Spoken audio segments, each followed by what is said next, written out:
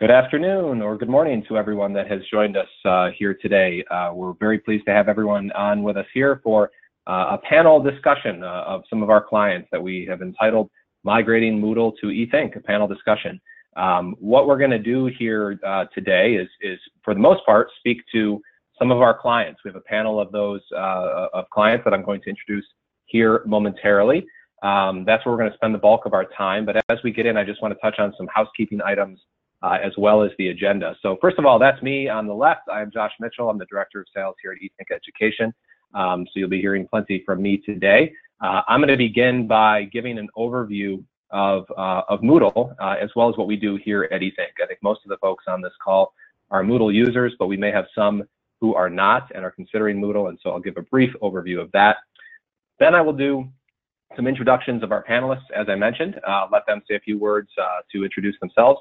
And then from there, we will move into the moderated discussion where we're going to spend most of our time today. So I have a series of questions we'll go through and different topics that we will cover with our panel. Run this much like a session you might find at a conference is really how this will go.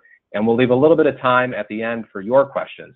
To that end, there is a questions pane here in GoToWebinar.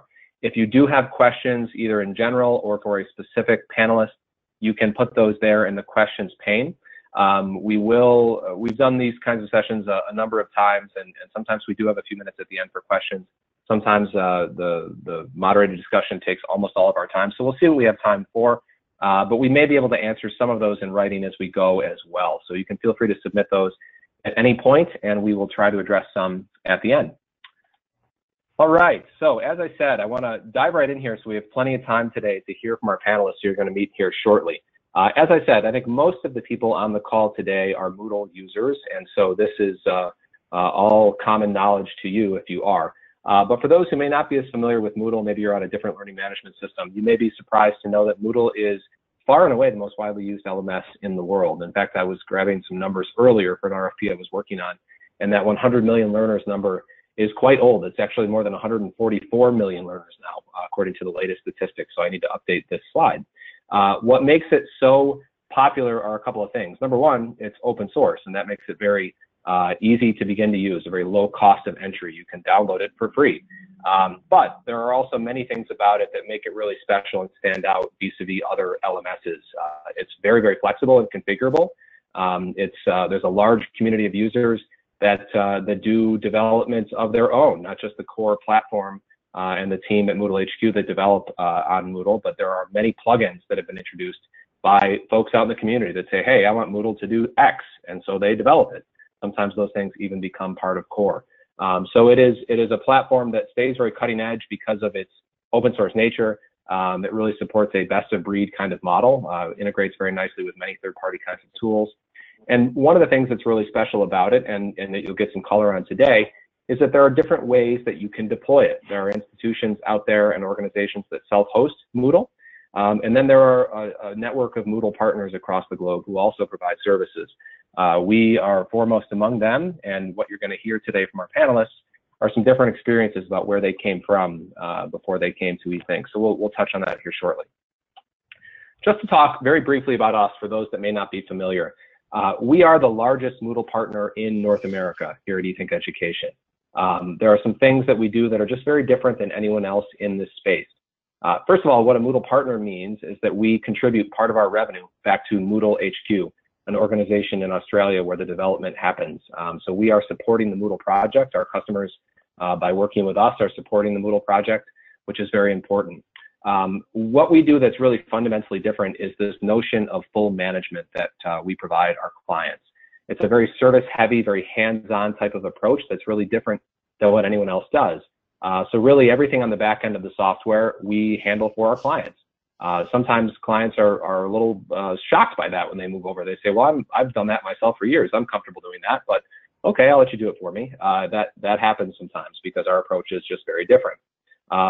It's at a most basic level, we host the platform with AWS, but then it's all the services on top of that that really set us apart from everyone else in this space. So we have very defined processes for implementation.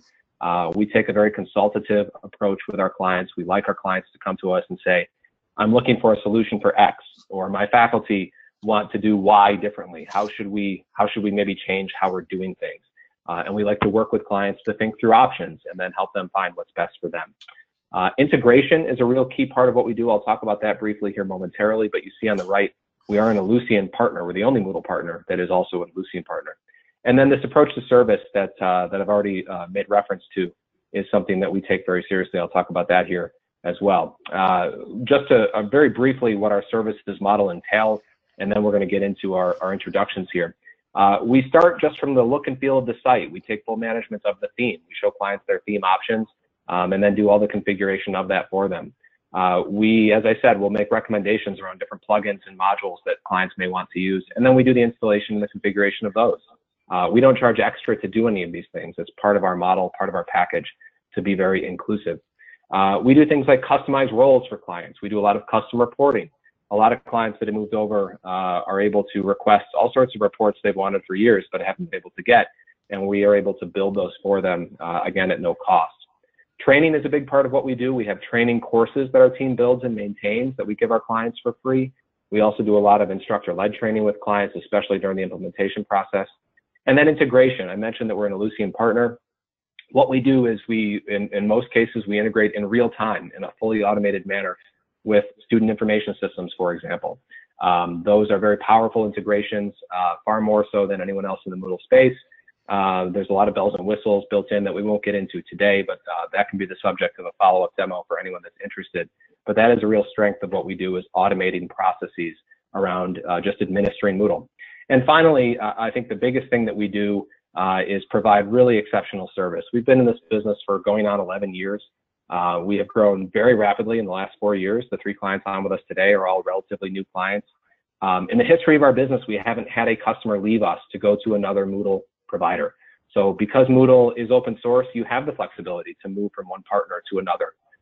We've had many clients do that, come to us from other providers, and never had one go the other direction because of the quality of service we provide, the timeliness of service. That's really what we hang our hat on. So with that brief introduction, I want to introduce our panelists, and I'll start with Hart Wilson, who's from Southern Oregon University, where she's been for 19 years. And so Hart, if you'd like to say hello and say a few words about yourself and about SOU. Yes, hi. Thanks, everybody. It's great to be here today. SOU is a public 4-year school. We have, as Josh has on the slide here, 6,200 FTE. That's about, we usually figure about 5,000 students. That 6,200 is a big number. I've been here at SOU for about 19 years. I've been an instructional designer for the last 7 or 8. Great. And so, Hart, we're happy to have you here today, and looking forward to discussing some of these topics with you. And I will introduce next Ted Burke from Dean College in Massachusetts. So, Ted, if you want to say a few words and introduce yourself as well. Sure. Like Hart, unlike Hart, I'm at a private institution. We have about 1,000 to 1,600 students most of the time. We've been in existence for over 150 years, and I've been here for 12 of them. It's a nice campus in the suburbs of Boston, so it's great to be here. All right. Well, thank you for being here, Ted. We'll look forward to talking through some of these questions with you as well. And our third panelist today is Marty Crossland from Mid-America Nazarene University. So, Marty, if you'd like to say hello and talk a little bit about Mid-America Nazarene. Sure. Thanks for having us here today. I'm at Mid-America Nazarene, which is in Olathe, Kansas. That is how you say that. We hear a lot Olathe if you haven't been here before, but we're in the Kansas City area. We're a suburb of the metropolitan area.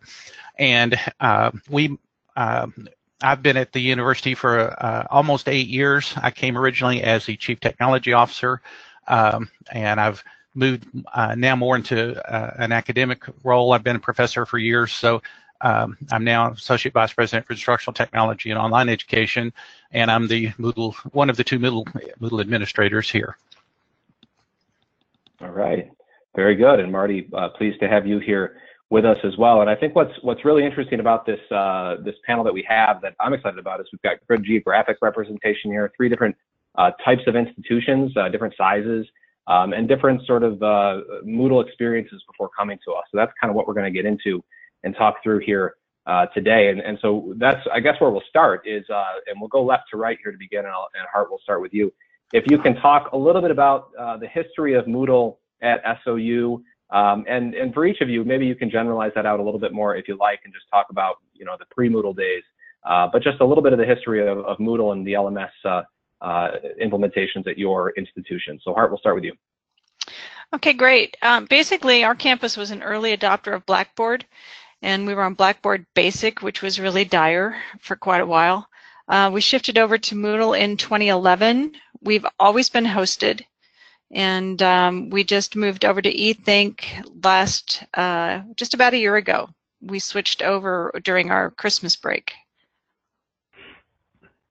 Great. I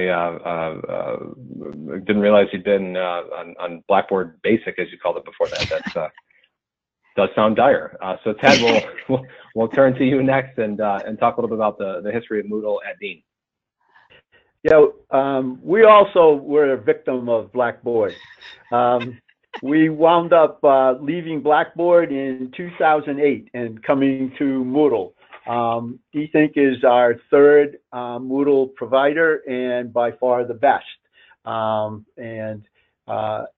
My job here is pretty much the end user administrator. I'm the person faculty come through to when they want to get something implemented or basically figure out how to do a particular function in Moodle. So yeah, we have a history of Moodle for 10 years now, and the platform is great.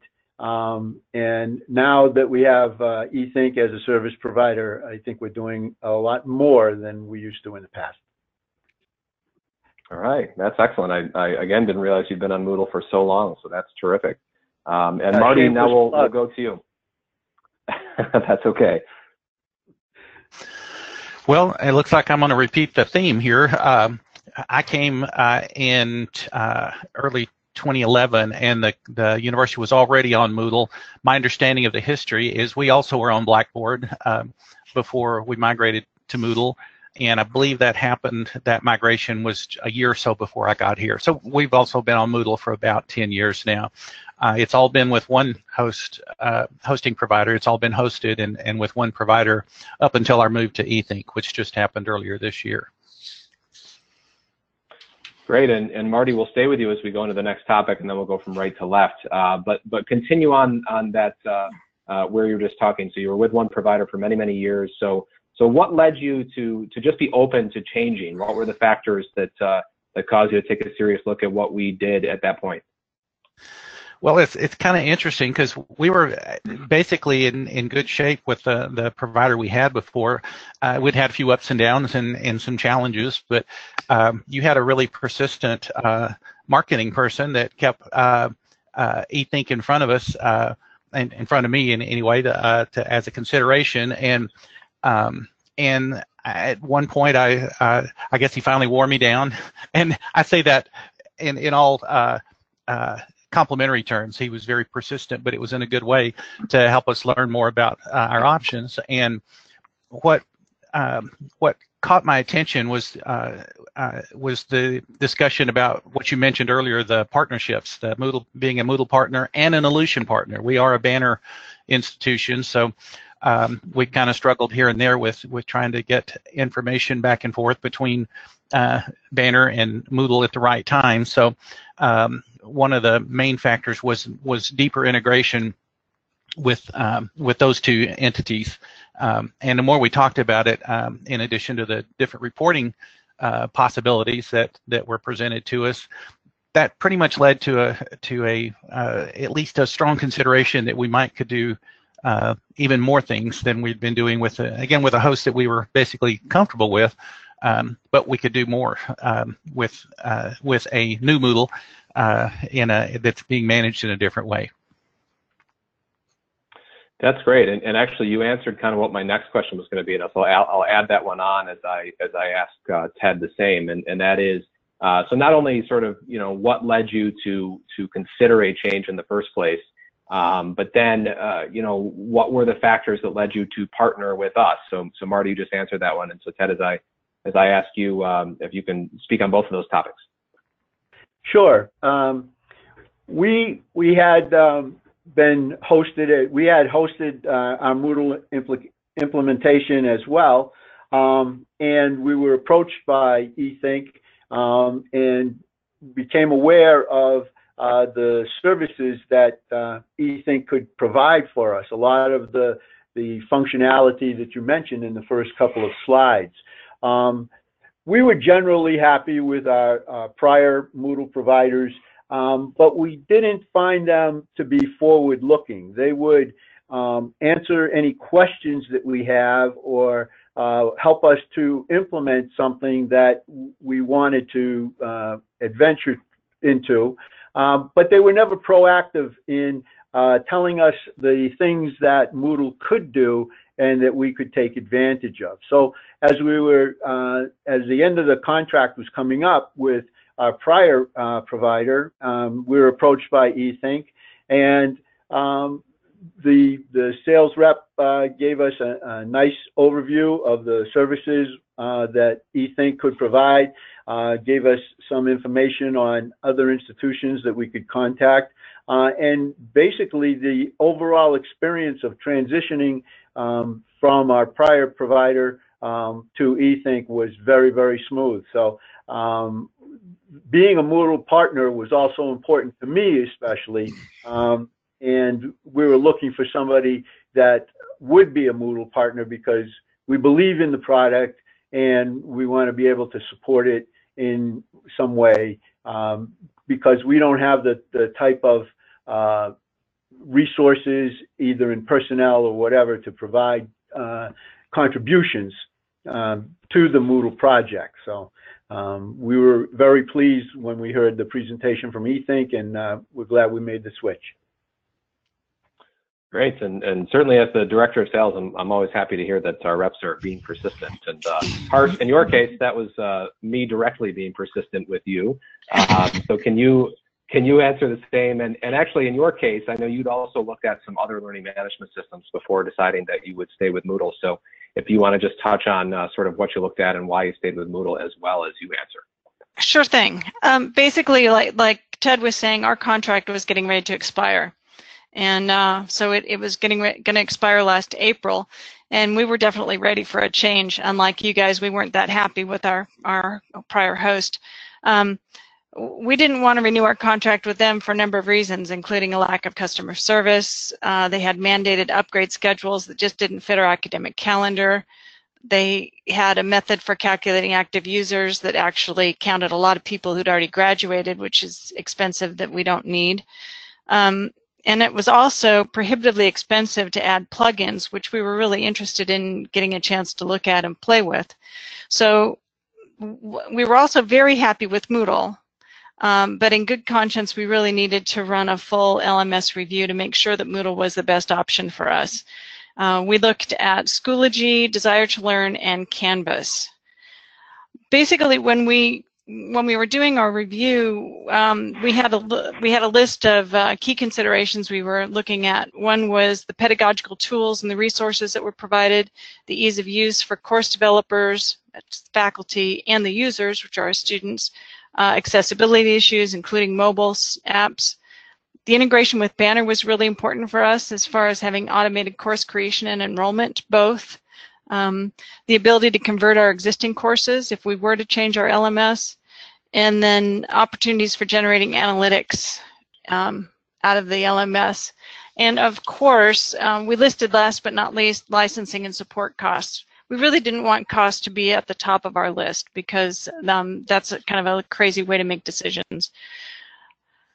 So as we got going, the LMS task force that we put together felt that another LMS would really have to provide a significant benefit beyond what Moodle provides to offset the pain and time commitment that moving to a different LMS would entail.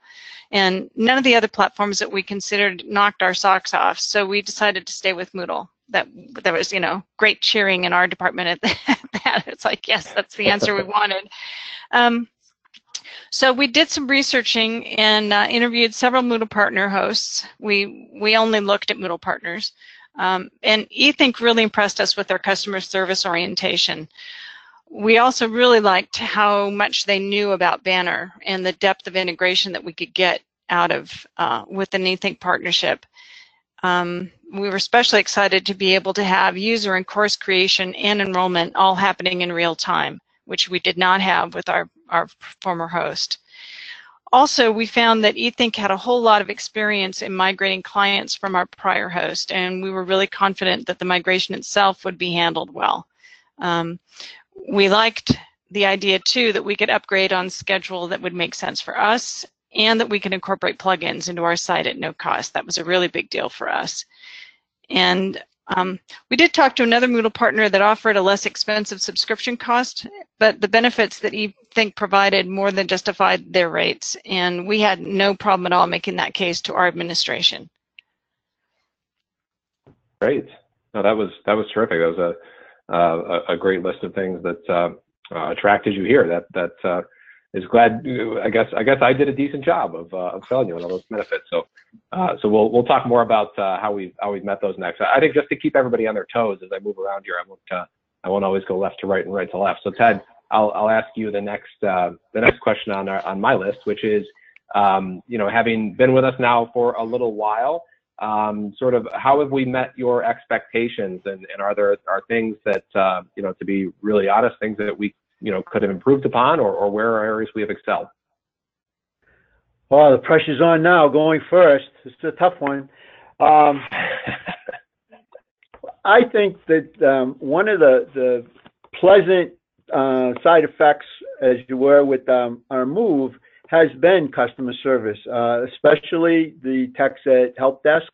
Whenever we've had an issue or requested an accommodation of some sort or a modification, within 24 or 48 hours at the latest, often on the same day, those changes were made for us. So we really think that you've excelled with Help Desk and customer support and availability.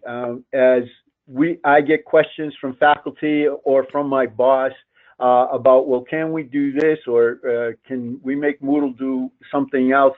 A simple phone call or a ticket usually gets a response right away. So in our opinion, eThink has been terrific in the after sale part. The customer service has been just great. So that's our take so far, and we're very, very pleased.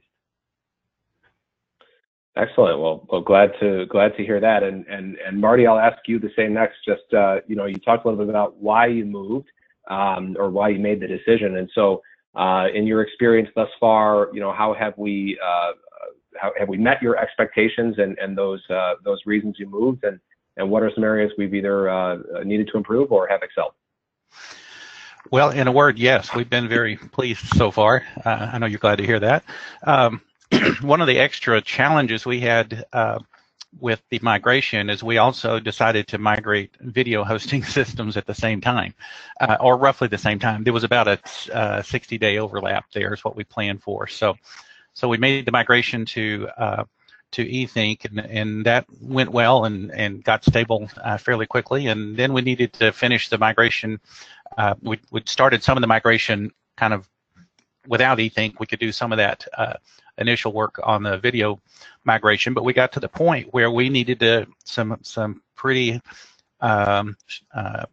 strong help from the eThink folks to make sure everything finished up properly, and then we got all the linkages happening properly. And your team really stepped up. I can't say enough good things about how willing and available they were to step up and help us complete that part of the project. So it got pretty dicey. I was ready a couple of times to cancel the video migration, and just because it didn't feel like it was making good progress. But everybody was working really, really hard, including your team, and we finally got that to work, and we've been pleased on both counts with the eThink migration and with the video migration.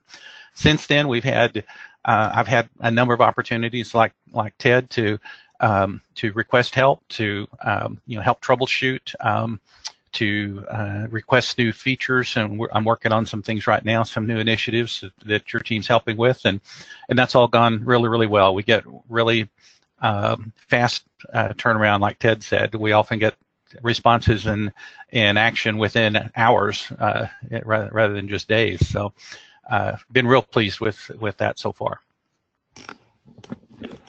Great, no, very glad to hear. And actually, we track those kinds of stats out of our Zendesk system.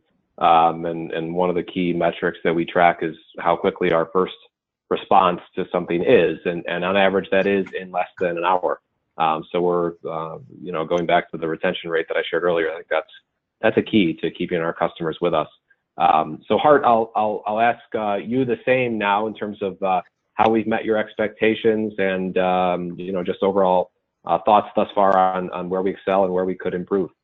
Yeah, I'm happy to add my heaps of praise on top of the help desk staff, because they are truly helpful. I looked yesterday, and so far, not counting yesterday, I've submitted nearly 200 tickets in the last 14 months, and I'm sure that people on your end just sort of cringe when they see them come through, because they're sometimes pretty crazy questions. But I've had tickets that have been answered after hours, on weekends. It doesn't really seem to matter that we're on the West Coast and you guys are on the East Coast. I think that's an important factor for anybody who's on the right side of the country to understand. It's really it's really okay if you're on the West Coast, because they seem to be just as addicted to their email as we are to ours. And so I hear back from people all the time, even if I'm just asking general information kinds of questions.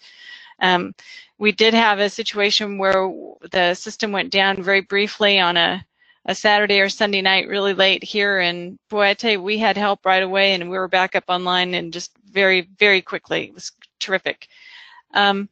So without exception, the responses that we get from the help desk staff are friendly and helpful, and it just always feels like we've got friends back there, and that they like Moodle just as much as I do, and that they really are our partners in making sure that we have a quality LMS experience to provide our faculty and students. I know I've seen statistics on number of tickets in a window of time. I may have even seen them on number of tickets per account. I don't know that I've ever seen number of tickets per individual, but I would imagine you're up there, Hart. So I'm gonna have to test that one. I would guess that I am. Sorry. I think it's okay. They don't mind. So I think what I want to talk about next here, or have you all talk about, is the migration and implementation process specifically. And some of you have already touched on this, but I think this is an area where you could feel free to embellish on challenges that needed to be overcome, or just the process in general. So Hart, why don't we just stay with you to begin and just talk about the implementation experience and perhaps some challenges you had, and hopefully just your overall assessment of that. Okay. I don't know what Ted and Marty's experience was with their prior host, but with our prior host, we had pretty deep access to the site admin panel. We had extensive things that we could do. And I was really anxious early on in the process of talking to eThink about this, because I kept saying, well, you're not really a site admin anymore, and you're not really going to have site administration anymore. And I kept thinking, what if I want to do stuff? And what I've found is that we still have the level of control that we need in our site. We can batch create courses, we can batch upload users, we can create users. So we can do some things that we need to do that are outside of Banner, which is helpful. And there's been a couple things that we wanted to do that eThink didn't think we should want to do, and we've negotiated that. And so we've promised that we won't break it, and they've turned that back on for us. So that's something that you need to know about if you're considering moving to eThink, is that nothing's cast in concrete. After all, it's Moodle, right? So, but you can negotiate and getting things that you want. And along those same lines, as we have discovered things where the default settings aren't what we would like them to be, I've just put in a ticket, and eThink just flips that switch for us, and it's usually just within minutes. So in some cases it can happen just as fast as I would have been able to do it myself, which is pretty cool. And in the meantime, we don't have to worry about setting up the theme and any of those updates and any of that other stuff. That's all taken care of for us, which is really wonderful. As far as the migration experience went, that was really very smooth for us. We had a lot of courses on our site, and they had to be scrubbed of some custom code that our prior host had installed. And fortunately, eThink has a whole ton of experience with that, and that went very smoothly. So we allowed several days just for the migration, just to be on the safe side. But because we had a test instance that eThink provided for us, we were able to do a lot of comprehensive testing with our IT folks and with them and make sure that all the links were going to work with Banner and all that data was going to flow correctly. Also, eThink has a really clear roadmap of how you get from where you are to over onto their site, and so that went very, very smoothly. We had very few bumps along the way, and they did a great job of designing a theme for us that mimicked our former installation, so it wasn't so jarring for our users here. Great. So. Yeah, that's often something that we tell people is that you know, if you're moving from one host or moving from having self-hosted, you don't necessarily even need to tell users that, or you know, faculty, for example, that you've switched hosts. Just tell them you've upgraded, and so that's what we strive to do is make it as painless as possible. So Ted, we'll ask you the same next. Just talk about your implementation and migration experience at Dean. I could say the same thing that Hart just mentioned. Because our situation was very, very similar. My biggest fear was losing, you know, site administrator privileges. But I found, like she has, that the privileges that I now have were 90% of what I needed, and anything else that I need is, as she said, negotiable with eThink. So very accommodating. To those of us who are apprehensive about losing some of our authority or power or whatever you want to call it. The implementation here at Dean, we do our any upgrades or whatever in the summertime, and we have a 2-week window at the end of the spring term and prior to the beginning of summer courses where we could fit that in. When we were moving from our previous provider to eThink, we started the process in January. And, you know, through conference calls and webinar presentations to us, eThink was right there with us all the way. We had a test instance set up that we could play in, or I could play in, to make sure functionality was there before we did anything. We encountered some delays on our end as far as getting a few things opened for eThink, but despite delays that were caused by us, eThink was able to help us make our deadline, and we were able to have our new instance up and running in that brief window between the end of spring and the beginning of summer. So it was very, very smooth, and eThink was with us all the way. The tech team that was working on our site was right on top of things all the way through. It was a very pleasant experience. Great. No, glad to hear that. That is a busy time of year for our team, is the summer, because most colleges like to do things in that window. So it tends to be very busy, but we get the job done. And so Marty, I'll ask the same of you next. And you already talked a little bit about the video migration as well, but so you can revisit that or just generalize back to the Moodle migration. But if you want to talk about your implementation experience. Sure, I guess I could kind of say ditto, because we don't really have a good open window for the whole university. We're about half and half. Traditional students is about half of our population, you know, normal fall and spring semesters, but the other half of our student base is adult and graduate students that go year round. So we never really have a good window of downtime to try to do the migration, but we did ours during the summer as well, added to your workload as you described, and the team was very accommodating for that. So That having the test instance was the same approach that we had, to have it up and running and testing. One of the things we really wanted to have happen well was the integration with our SIS. We had a batch process with our former host that would run nightly. Well, actually it ran multiple times per day, but not frequently enough, it turns out. So we had to, we initially replicated that process of creating courses and loading students into them, and had that all working, and we're comfortable with that before we actually made the cutover. So that was good to have that running. Parallel to that, we're still, I guess we're pretty much ready for the full integration part of the migration. As I mentioned, that's one of the attractive things, is to be able to integrate more tightly with Banner, our SIS.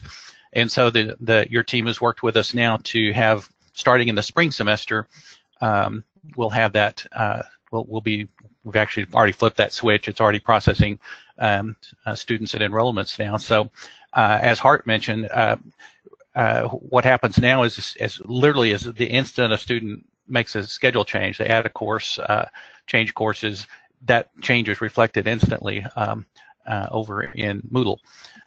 Before, we would have trouble tickets actually turned in because a student would walk out of the registrar's office and said, well, I just added this course, and they'd immediately go try to log on to Moodle to go, find out what they needed to about the course. Well, they weren't there yet because the batch hadn't run yet. So that was one of the things we shared with our user groups here, would be an immediate benefit of the migration, and we got lots of thumbs up on that. Folks were real excited about that part of it.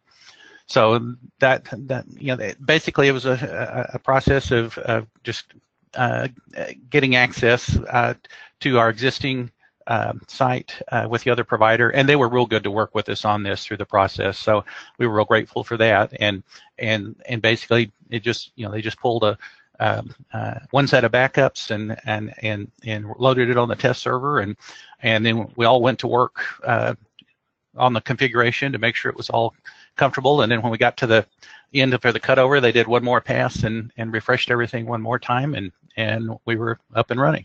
So it was very smooth and comfortable for everybody involved. Great, yeah, and I think what's maybe I'll add some color to what you all have been saying in terms of integration for folks that may be on some other system. We have clients on just about every SIS that exists in this market, plus homegrown solutions, and we're able to integrate with all of those. So they're they all look and behave a little bit differently in terms of how they're how the code is written and whatnot, but the functionality is essentially the same. So they are agnostic integrations that we're able to work with. So that was great. I think what I want to turn to next is now you've all been with us for a little bit of time, and Hart, maybe I'll start with you because I know this is a topic that you are I think excited to talk about, are some new and innovative and exciting things that you've been able to do. So I know in your case you said there were plugins you wanted to use that you couldn't, and so you came here and were able to. So maybe just give a couple of examples of some things that you've been able to do since implementing that are exciting with Moodle. Yeah, okay. Well, probably the most recent plugin that we asked for, and that's one of the things that pops into my ticket queue with you guys is, hey, let's try this plugin out. The most recent one we've added is group choice, where it's a basic choice activity, but when students make the choice, they actually get enrolled in the group that corresponds to that choice. So if you want students to do a group project, they can indicate which one they want to do, so you don't have to go in and then make that enrollment yourself following their choice. We're using the scheduler, which is pretty cool. It actually allows students to make an appointment with you. You set up the appointment availability and they can sign up for an appointment. You can make notes for the student. You can make notes for yourself. It will send a reminder out to students that they have this date. That's pretty cool. Another one that's really handy that's group related too is the group membership, where you can add a group membership link and it will show students who's in their group. I think that's one of the silliest things that Moodle doesn't do well on its own. We're always like, oh, who's in my group? I don't know. Here's how you can find out. But now you can just click on a link and you can either see all the students in all the groups, or you can just see people who are in the groups that you belong to. So that's pretty nifty.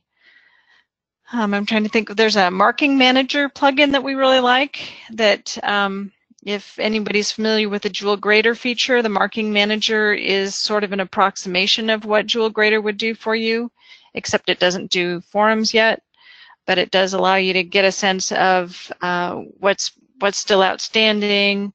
It'll show you who hasn't logged in or who hasn't submitted something yet or who hasn't been active for a certain number of days, that kind of thing. So that's just a few of the ones we're working with. Great. No, that's very interesting. And if anyone's listening and after the fact wants some information on some of those, feel free. My contact info will be up shortly. Feel free to reach out and we can get you some info on some of those kinds of things. So Ted, why don't I ask you this question next? And it doesn't have to be plugins. It could be, something, some process that you've changed or something like that. But if anything, some example of something you've been able to do that was different or innovative or something that excited you. Well, one of the things that we used early on after converting the first time to Moodle was we implemented the use of the questionnaire module to move our semester course evaluations from a paper-based product to a digital product. We used the questionnaire to basically reproduce the paper ballots that the students were used to marking up before, and we were able to track a lot of the trends and all the other features that deans, department heads, and other administrators were looking to gain for evaluating, especially adjuncts, as to whether or not they would be returning in the following semester. The students liked it, faculty liked it. It was a kind of a one-stop click because we put the questionnaire into all of the courses, and we gave faculty members instructions to unhide the questionnaire on a specific date and gave the students a window in which to respond, and then the responses were right there. We then took away faculty insight into the questionnaire results until after all the grades were put in, and then we released that information so faculty could look at it. So for us, it streamlined what was a very intense process by various administrative assistants, multiple copies of paper evaluations, and all of that. So that functionality in Moodle proved to be our best go-to application. So, yeah. Yeah, that sounds rather painful, the old system. So I'm glad you've been able to bring that into Moodle. It sounds much better. So Marty, I'll ask the same of you, and maybe well, I don't know. I don't want to put words in your mouth. You've already talked about the video migration. So anything else that you want to add in terms of something you've done that's exciting or innovative or different? Yeah, we're working on a couple of projects right now. We were wanting all along from years ago a good way to give some granular permissions to department admin assistants, deans, and chairs on being able to like visit an online course and go in and observe what's going on. And at some level, some of the departments actually do a lot more hands-on management of their courses, and they manage which instructors are in the courses, because some of them have multiple instructors of record for team teaching and some observational type roles. And so the eThink team was able to help us both reorganize our categories to help that to some degree. But one of the things that we looked at early on when we were considering the move was a way to be able to assign those permissions at a course prefix level. So, for example, our School of Nursing has some some special needs in that area. So we have that set up now where we have both an observer role and we've created a custom role called a course manager role. So like deans and chairs get that observer role is our plan to roll out across the whole system, and then their assistants, like an admin assistant with our RN to BSN program, we can assign that at the course prefix level, so they can actually go in and drop and add students and drop and add instructors and do some of the things that we had allowed them to do before, but it was in kind of a ham-handed way that we had to do to enable it. So that's one project that we're still we've just started with that, but we're looking forward to rolling that out through more of the departments. And then another thing that we're working on now is a reporting scheme. We have a growing online presence, a lot of courses and programs, and we've needed a way to administratively, from a department or a school level, to be able to monitor student activity, because unfortunately we've had a couple of cases where students have gone dark on us, and there hasn't been an administrative way for us to notice that from anything but an instructor level. So I'm working with the team now they've identified a report. It's actually one of the reports you all already had available, and we're looking to adapt that a little bit. And what I'm hoping to do is create a link to that. We're going to figure out a way to put that in a place that I can access it. I would like to develop a dashboard in Power BI so that our student services folks, the ones that need to, can monitor that. And basically it'll just be an exception report. The students that have not logged in within the last week or 2 weeks, within some threshold, that will get an early heads up at the student services level, and we can do an intervention or follow up and see what's going on. So we think we'll be able to save some students and that we might have lost otherwise, and be in full compliance.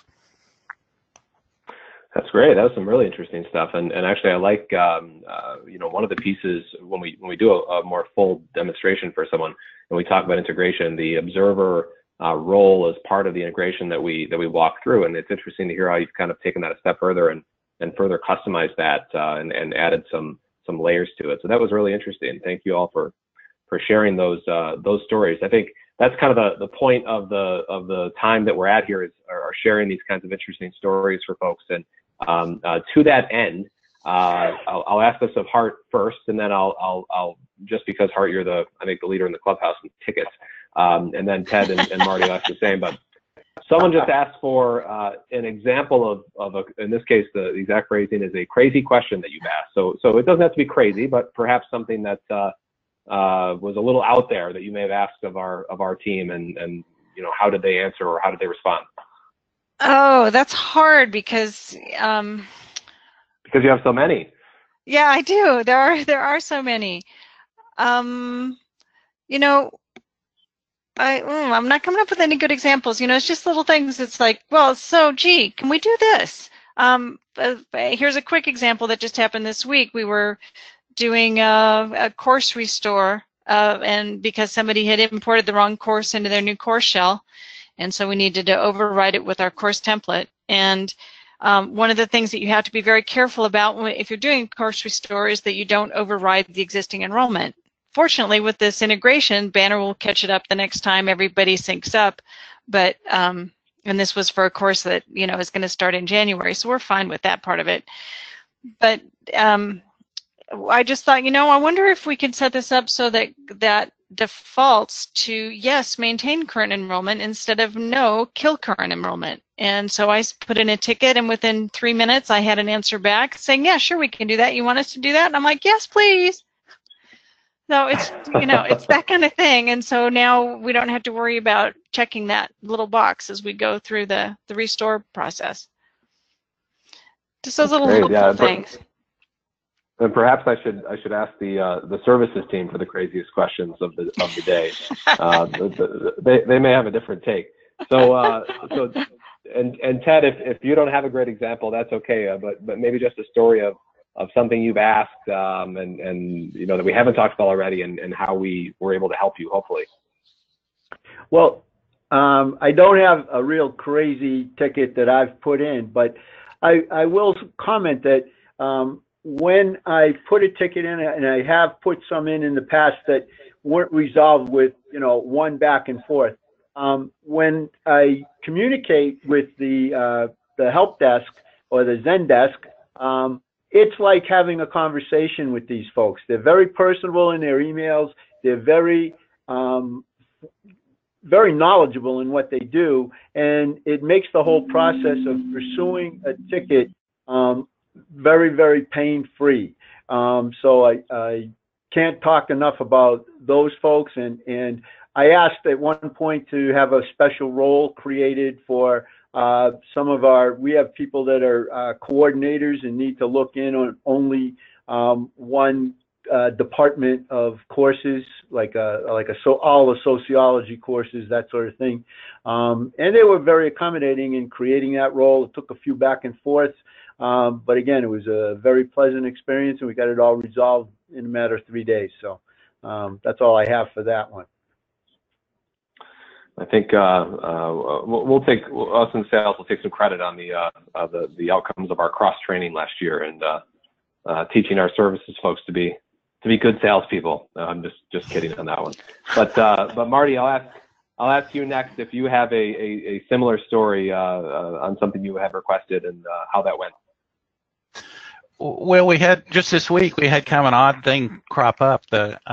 Some users started reporting that when they tried to interact with some of the menus at Moodle, that this odd invalid parameter box popped up, and I was able to replicate it. We looked at it and said, yeah, it's happened on my course when I looked at it, one that I teach. And so I thought, well, this is weird. So I thought, well, it's time for the help desk. So I put in a help ticket, and like Hart and Ted already mentioned, I had a response within minutes, like, oh, well, yeah, we'll take a quick look at that.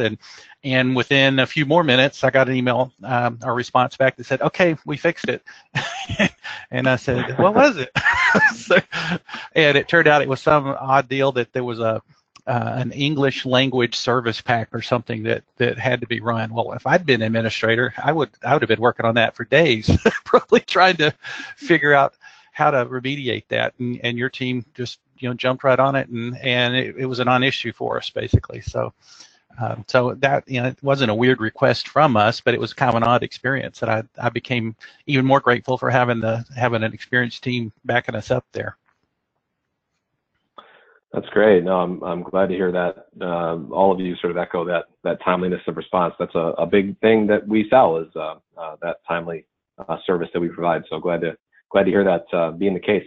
I think we're getting toward the end of our time. So what I want to do for maybe the sort of final formal question here is, Ted, we'll start with you this time, but maybe just provide any advice you may have to anybody that's listening in that is either considering a Moodle change or considering learning management system review, or in the middle of one. Just anything you may offer by way of advice to the folks listening.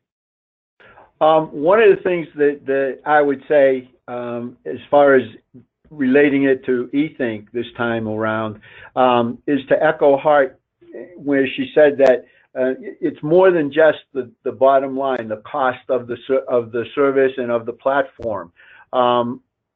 When we changed providers, the cost was pretty close to the same thing. It didn't really impact us a lot. So we found that eThink is very competitive in the pricing model that they have, and I would give people advice that do your due diligence and take a look at other types of platforms and other providers of Moodle, but do not just judge it on the bottom line. I think folks have heard that in dealing with the after sale people, the help desk, it's kind of like J.K. Simmons on that Farmers Insurance. We fixed that because we've seen that. It's very, very professionally run organization, and we're glad we joined. That's great. I like the analogy as well. I think we'll steal that one.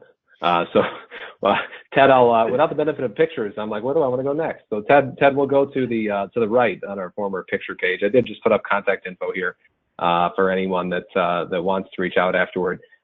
Ted, just any advice you would have for our audience about how to go about a consideration process or things to think about, etc.?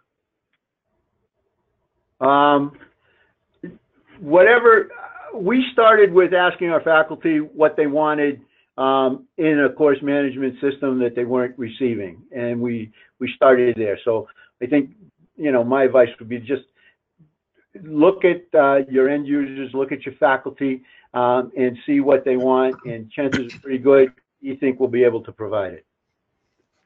And of course, I really did need the benefit of my pictures because, Ted, I asked you the same question twice. So Marty, why don't I ask you that question next? I started to jump in there, but so from you know, my earlier experience, I've actually worked with an early version of Desire to Learn before. I was an administrator and brought it into another campus at a place I was at before, and that was a good system. It worked really well. I've worked with Blackboard at other institutions, not as an administrator, but more as a faculty member, and you know, that's worked well. But I think in terms of the balance of everything, I've been really pleased with Moodle as a platform. So if you're considering, you know, moving to Moodle from another platform, I'd say, you know, give it some real good thought. What I discovered is some of those other larger commercial systems made an early foray into helping people like us and administrators do more institutional kinds of analysis and gather data and that sort of thing. And Moodle in the past has been really very instructor-centric. So instructor and student, that's the environment that they've tried to enhance, and they've done a good job of that. And only recently has the consortium started adding more ways for us to kind of reach into that data set and across courses and across programs be able to pull some summary information out and start doing some summary reporting. And so that's one thing that Moodle itself is a lot better at than maybe it was before. I say definitely go hosted. I've not tried a self-hosted system, but just our experience with having hosted, there's unless you've got some pretty dedicated IT folks to help you manage it, I'd say it's really a better bet to go hosted. And again, having had one other host and now moving to eThink, I think with eThink, eThink gives us that extra margin on the institutional reporting and stuff is my bottom line. I'm just now getting into that, but I think it's you know, you definitely want a host that can work with you to not only keep the system running, but actually help you get information out of it so that you can do a better job of planning and servicing your students and faculty. And I think we've got a good blend of that with the scenario we have now with eThink hosting Moodle for us. That's great. Well, Marty, thank you for that. That was a great answer. And so, Hart, I guess we'll close this question and our last question with you to offer the same advice as you may have. Okay, great. My advice is if you're currently self-hosted, don't be afraid about giving up control of your site. You'll still be able to call the shots in a lot of respects. And, you know, you don't have to worry about all the security patches, upgrades, backups, or any of that other stuff that keeps you awake at night. Yeah, you'll lose a little bit of control, but you'll gain just terrific peace of mind. And getting changes made is really no problem at all, and it doesn't take any time. If you're currently hosted, eThink has great experience in migrating installations and will make it pretty painless for you. And their customer service really is as good as they say it is and as we say it is. And we're really just awfully happy to have a true partner for Moodle. That's great. Well, thank you, Hart, for that. And I want to thank all three of you again, Hart, Marty, Ted, all of you for taking the time to join us here and share your experiences and some of your insight with the folks that have joined us. We're just about out of time here, so we'll just do some final wrap here. We will share this recording afterward with anyone that was registered. So if you have colleagues that did not attend but you want to share this with them, you can watch for that recording. It will come probably later today or else tomorrow. Again, the contact information is here on the screen. If you want to dive into this a little bit more with us here at eThink and learn more about integration or reporting or anything that we've talked about here, feel free to reach out. We will be happy to schedule some one-on-one with you. And as everybody shared earlier, if you don't reach out to us, we'll probably reach out to you because we're a persistent bunch, as everybody shared. So hopefully this has been a productive session for all of you that have joined, and an informative one. We thank you for doing so. And Hart, Ted, and Marty, thank you all again for joining us here. And we'll look forward to engaging with everybody down the line. So everybody have a great rest of your day. Thank you. Take care, everybody.